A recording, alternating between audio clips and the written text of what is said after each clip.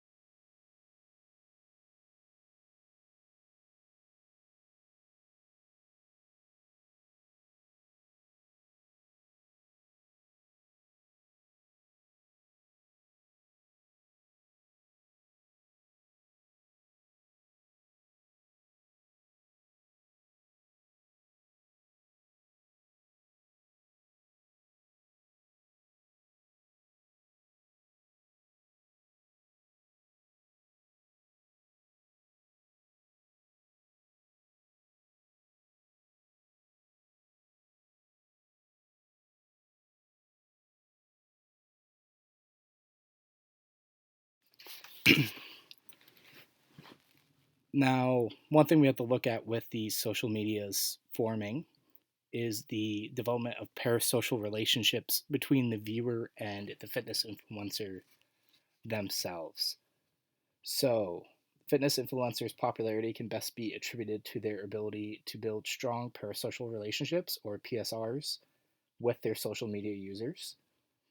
And this diagram, figure one, shows the theory of developing parasocial relationships and how it can be broken down into four major influences. The first being their social attractiveness, the next being their physical attractiveness, the task attractiveness, and their content quality that they're putting forward. So the physical and social attractiveness help the influencers draw in followers through how they present themselves from both a physical standpoint and a sociological standpoint, how likable they are, how approachable they may seem through all these media apps such as TikTok or Instagram. While task attractiveness discusses the relevance and popularity to what they're promoting. So, how attractive is this topic that they're talking about, and how popular is it in the mainstream at this moment in time? An example, weight loss hit or nutrition might be a little bit higher on the search bar for that week versus a few weeks later, resistance based training or any sort of sports based training program might appear as a more attractive task. And the major focus and the major developer with these relationships in terms of exercise intention is the content quality. So, content quality is what is in the promotion itself, what workout the influencer is actually promoting and performing. It is the information that they include in their videos and how relevant and reliable the information being promoted is. Social attractiveness, physical attractiveness, and task attractiveness all do tie into parasocial relationships, as does the content quality shown in Figure 1. But content quality is a determining factor for the creation of exercise intention among all ages, and more specifically in the adolescent age group.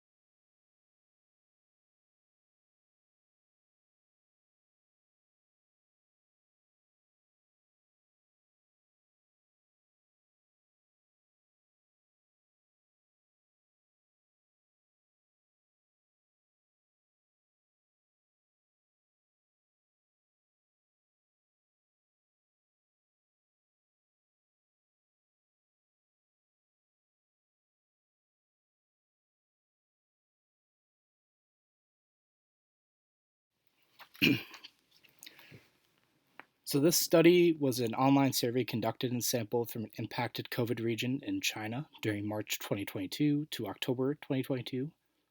And in that time, 494 questionnaires were collected with a recovery rate of about 84.2%. 269 women did participate, with 147 men also participating. The largest participation group came from the 18-year-old to 28-year-old age group range, and participants were asked to evaluate their willingness to be physically active with influencers' physical attractiveness, social attractiveness, content quality, and their task attractiveness based on their exercise intention.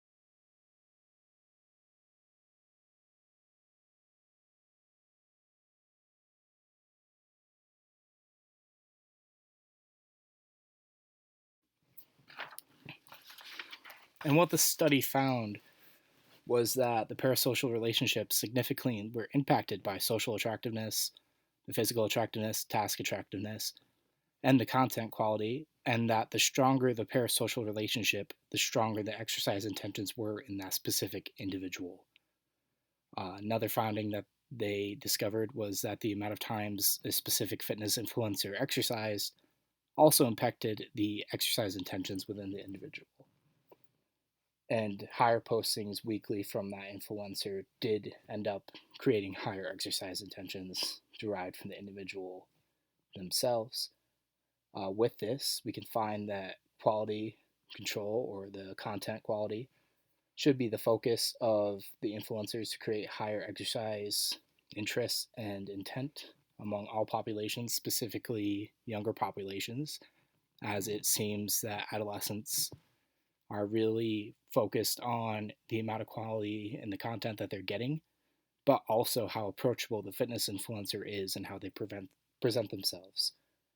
Currently, media influence does seem to be biased by physical and social attractiveness of the influencers. Many influencers do gain their followers from how they present themselves, what certain sports styles that they are managing, how their bodies look, and the results from the workouts that they attain on a personal level.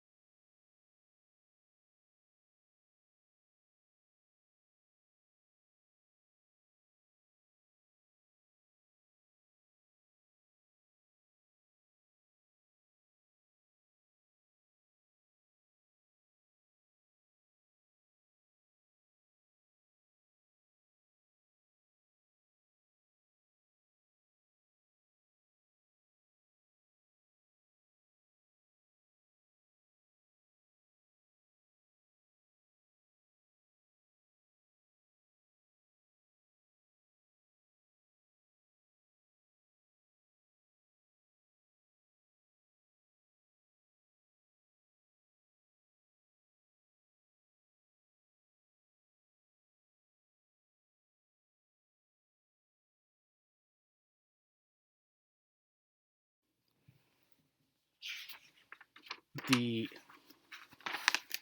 next article I'd like to discuss is Net Girls: The Internet, Facebook, and Body Image Concern in Adolescent Girls by Marika Tigerman and Amy Slater. So, with the discussion of how these apps end up influencing younger generations and adolescent age groups, it can't be ignored that it has a positive impact on physical activity, but that physical activity may also have negative implications with how young women and how young people in general are presenting themselves and how it may skew their body image and create gender dysphoria or body dysmorphia among certain age groups. So, the purpose of this study was to investigate the relationship between internet use and body image concern in young adolescent girls. About 1,087 girls aged anywhere from 13 to 15 in grades 8 through 9 were surveyed, and 99.9 or 95.9, excuse me, percent had internet at home. 75% of them had a Facebook account, and of that 75%, they spent at least 1.5 hours on Facebook daily. Now, those with higher internet usage did correlate to scoring higher on body image concern measurement quizzes, and a more updated number polling for social media use and body image concern in young girls and young people in general can be found from the Social Media Victims Association. And they actually say that current present numbers as of 2023 have quite a large number of teens fearful of being tagged in unflattering photos. About 5% of them fear being tagged in unflattering photos. 27% of all teens say that they suffer from body image issues stemming from social media, and another 22% have a prolonged feeling of depression after posting any sort of social media content where nobody responds to their postings and they don't receive enough likes on those postings. So, unfortunately, this is a negative aspect of that influence in physical activity from social media fitness influencers, since a lot of young girls and a lot of young adults do view these influencers and that parasocial relationship at such an intimate level that they want to become like these influencers. And in doing so, they end up comparing their body image and how they look to those influencers themselves, as opposed to looking at their individual results.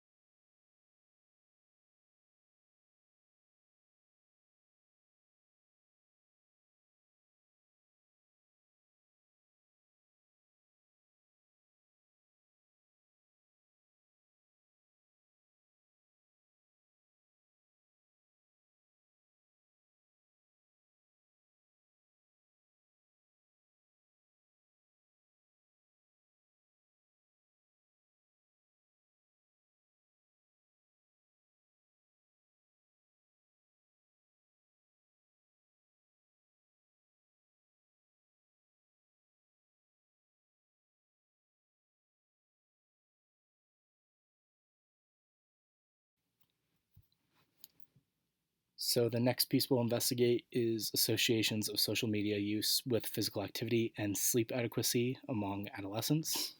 This is a cross sectional survey done by Zendaya Shimoga, Erliana, and Vita Verbella.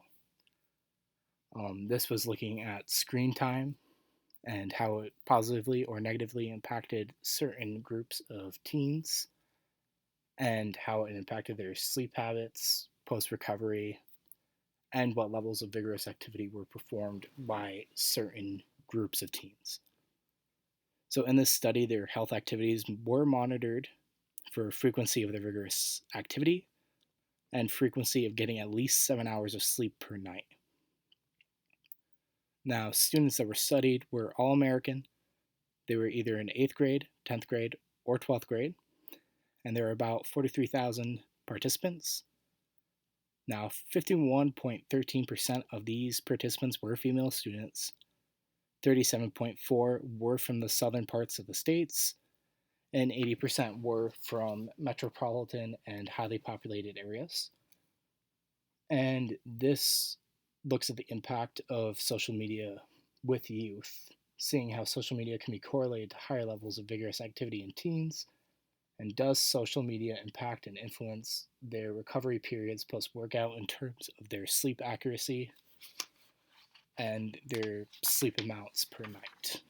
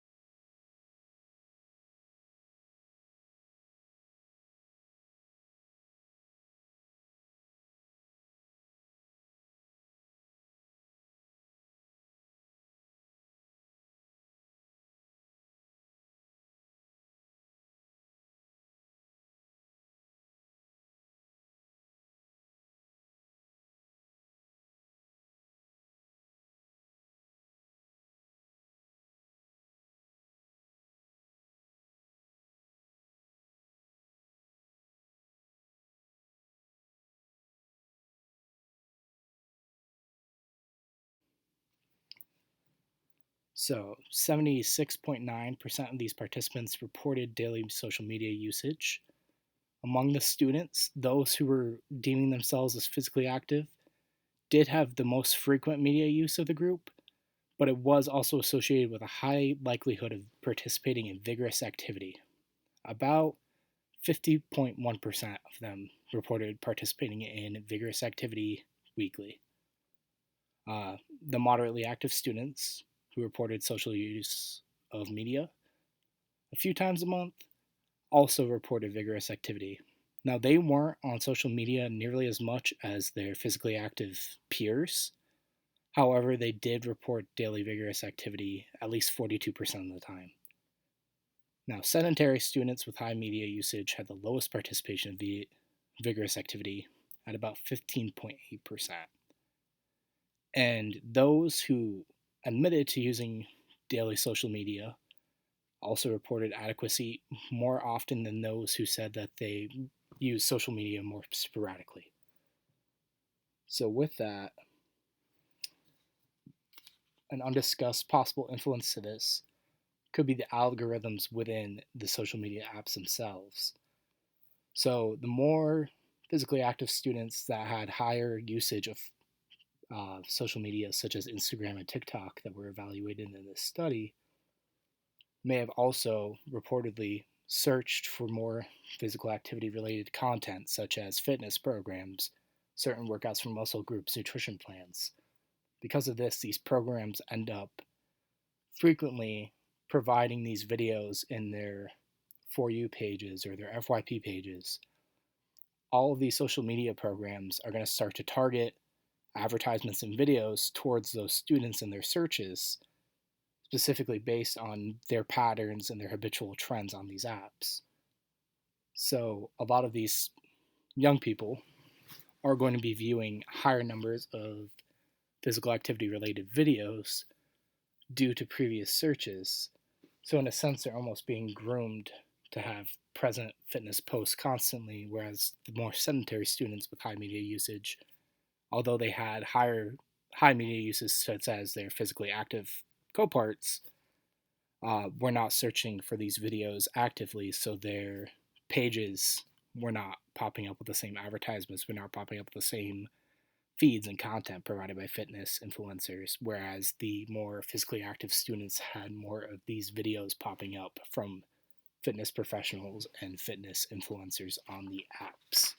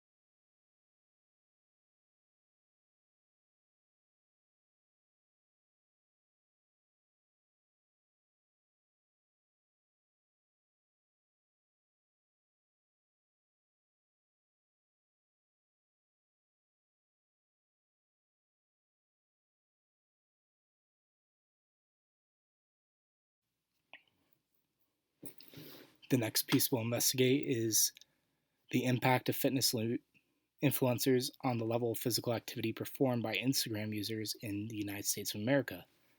This is another analytical cross study, and this is looking at how the youth is investigating social media such as Instagram and TikTok and how they influence levels of physical activity in these users. So this investigation looked into all digital interventions and it looked at it as being used as a way to motivate individuals into healthy lifestyles. 71% of eligible parties, so anyone over the age of 16 years old, reported having an Instagram account as of 2022. And it was also reported in the study that wearable technology sales and engagement in fitness programs and social media based advertisements for fitness and companies, brand apparels, any sort of equipment based advertisement were found to be 30 to 200 times higher on Instagram versus any other form of social media that is currently out there.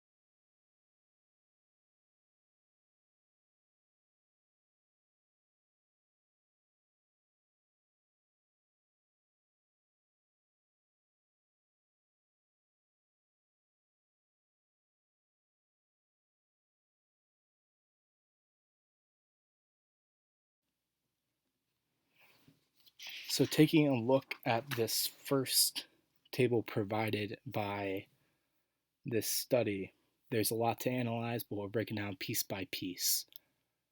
So, the biggest shock coming from this is that the scientific evidence on a post ties back to the formation of parasocial relationships and content quality that we were talking about in earlier slides for the youth of America. Um, Scientific evidence in the post was seen a lot less, about 97.7% less in these teens versus anything else. So that means that about 97% of them did not see any sort of scientific evidence on the posts that they were viewing. The table breaks down the content quality of the information provided by these influencers, with the highest category of participants finding that their feeds were promoting workout routines, they were promoting their training services, as well as selling brands of fitness apparel. The lowest percentage of content seen by these eligible groups were posts promoting scientific data. Again, 97.7% of them said that they did not see any scientific data in any of the postings that were advertised to them. The lowest also came from promoting single muscle group exercises, which was at 60.4%, and supplement promotion was at a low, with 82.7% of the participating group not seeing any supplements being promoted. And what we can take from this is that influencers seem to target adolescents here in selling more about their personal brand, their personal training services, and personal content, rather than promoting the pure fitness and the science based portions behind fitness training. So, although these younger groups are becoming more active and they are seeing more active based lifestyles being promoted, again, we have to tie back to the parasocial relationships discussed previously. Are they seeing the appropriate quality of content that will help aid them in their fitness journey? Or are they getting a little bit more self conscious, perhaps, or buying into the wearable tech and the accessories and the wearable brands of fitness as opposed to physical activity in and of itself?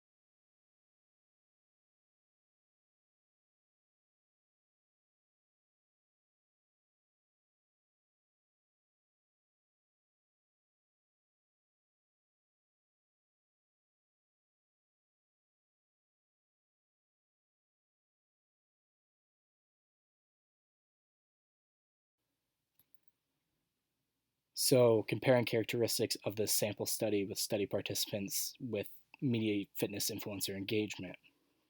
So, the highest percentage of BMI targeted videos were received by those in the normal, healthy BMI range, and they found that they had the highest targeted fitness videos and ads than any other BMI group that participated in this study. Um, those that were using social media the most and engaging with fitness influencers reported the highest vigorous physical activity levels, saying that they performed over 75 minutes of vigorous activity per week. So, those that developed the stronger parasocial relationships with these fitness influencers, as discussed previously in this study, found that they had a better connection with those influencers and found that they were more likely to engage in physical activity. They had a higher exercise intention, and these teens were participating in a higher level of fitness itself. Female participants had the highest levels of influencers engaging in physical activity on their feed.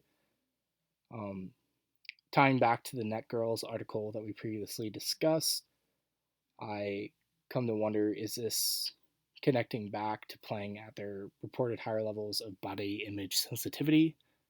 Are females being more targeted than males because they're more likely to respond to the physical activity and try to build that parasocial relationship and eventually try to form their bodies in the image of these influencers?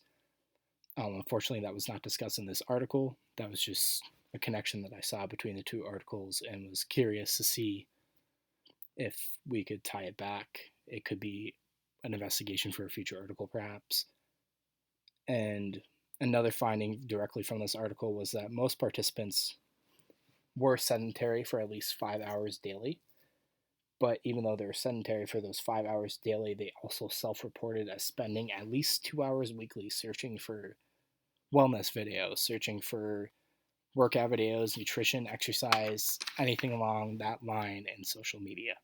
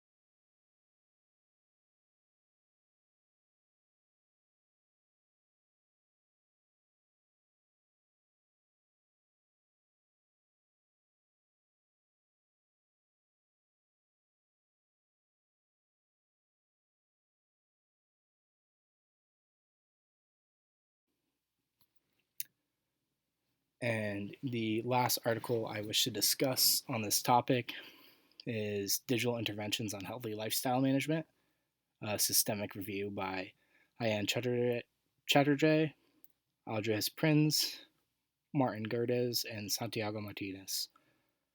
So, this article really looked into the digital intervention in healthcare and how they believe it's necessary for society, especially since we're constantly revolving around these smart devices. Talks about digital interventions, including self management of long term conditions and prevention of lifestyle diseases and health promotion. Mobile apps have been being used by adolescents and young adults to encourage physical activity through personalized feedback and coaching that a lot of these apps have. Again, a lot of these young people are developing these parasocial relations, communicating with these fitness influencers, having them reach back in live videos, having them offer guided workouts through their personal messages. Um, they're finding easy workouts. They're finding workout communities pretty easily through all of these videos where they can support and help one another through their fitness journeys and their goals.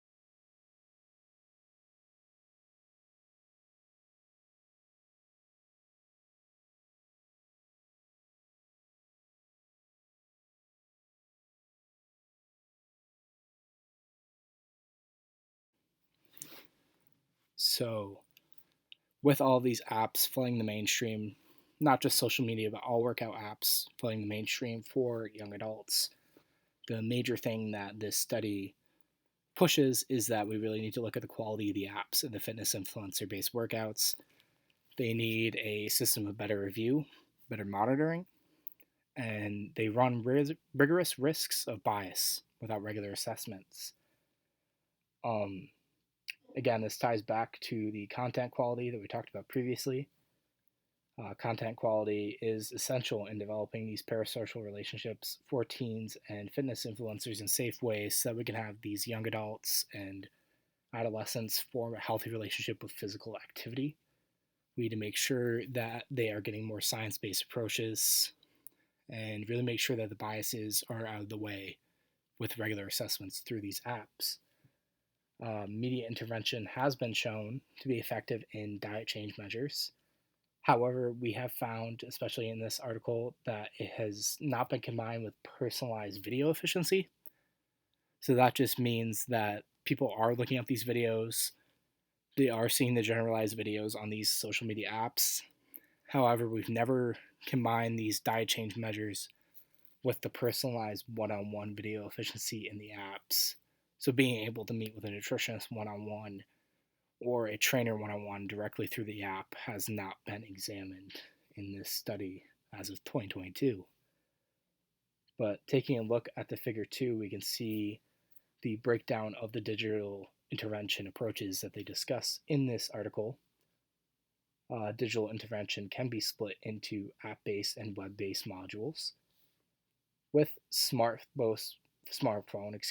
based having more modalities, it can be split into both forms of feedback based and adaptive, such as the web based. They both have uh, forms which provide feedback based and adaptive environments. However, the smartphone based module does allow more interconnectivity through wearable tech and GPS. So a lot of young people are choosing to go more with the smartphone based apps, such as TikTok, Instagram, a lot of fitness based apps through their phone due to wearable technology such as Apple smartwatches, Garmin, allowing them to track everything easily accessibly and having it in the palm of their hand. Another thing that people look at are chatbots and AIs in these apps, such as the algorithms in TikTok and Instagram, allowing self promotion of fitness influencers to come across young people's pages a lot more frequently and a lot more targeted to really help impact their levels of physical activity.